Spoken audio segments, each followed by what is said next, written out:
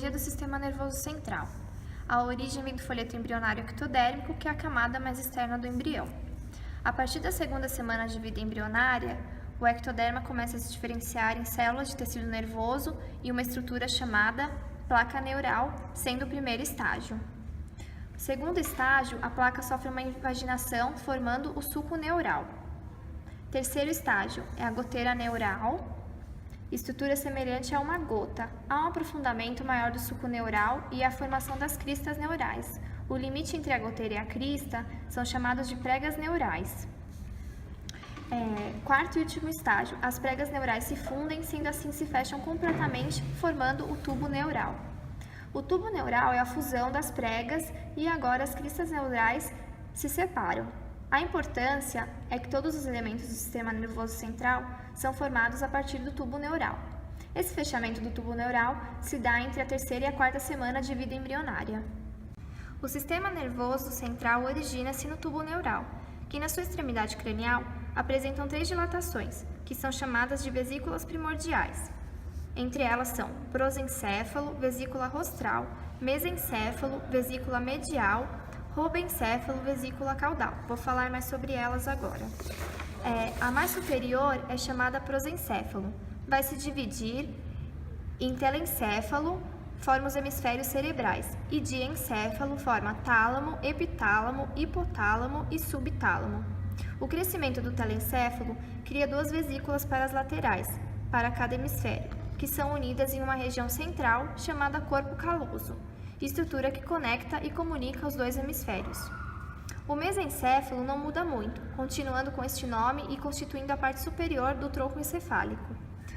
O robencéfalo se divide em metencéfalo, forma ponte cerebelo, e mielencéfalo forma o bulbo, também chamado medula oblonga. Olá, pessoal! Sou o sistema nervoso central, constituído por encéfalo, que é o conjunto de cérebro mais cerebelo, e medula espinhal.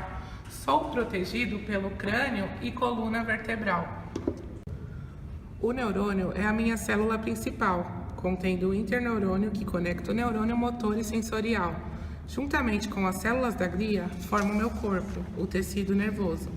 O neurônio faz a recepção, transmissão e processamento da informação, e as células da glia faz a sustentação.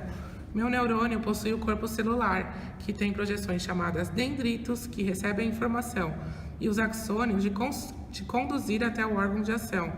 Possuo o potencial de ação, que me permite passar a informação, formando entre axônio e dendritos a fenda sináptica para fazer a comunicação. E assim termino de contar minha função. Histologia do sistema nervoso central. Nós vamos falar um pouco sobre os neurônios. Eles possuem projeções chamadas dendritos, que são essas projeções na periferia do corpo celular do neurônio, que recebem a informação, e também os axônios, que conduzem essa informação até o órgão de ação. Nós vamos falar sobre as células da glia. As células da glia mais os neurônios formam um tecido nervoso. As células da glia são auxiliares que possuem função de suporte ao funcionamento do sistema nervoso central. Elas diferem em forma e função e são elas: astrócitos, nutrem e dão suporte mecânico, oligodendrócitos, formam baía de mielina, que atua como isolante elétrico e aumenta a propagação do impulso nervoso, que são essa estrutura aqui. Microglias são um tipo especializado de macrófago, cuja função é fagocitar restos celulares. E as ependimais, que são células epiteliais colunares que revestem os ventrículos do cérebro e o canal da medula espinhal. Em algumas regiões, essas células são ciliadas, assim facilitando a movimentação do líquor. Fisiologia do sistema nervoso central. Iremos falar sobre a sinapse. A sinapse é a forma que os neurônios têm de se comunicar.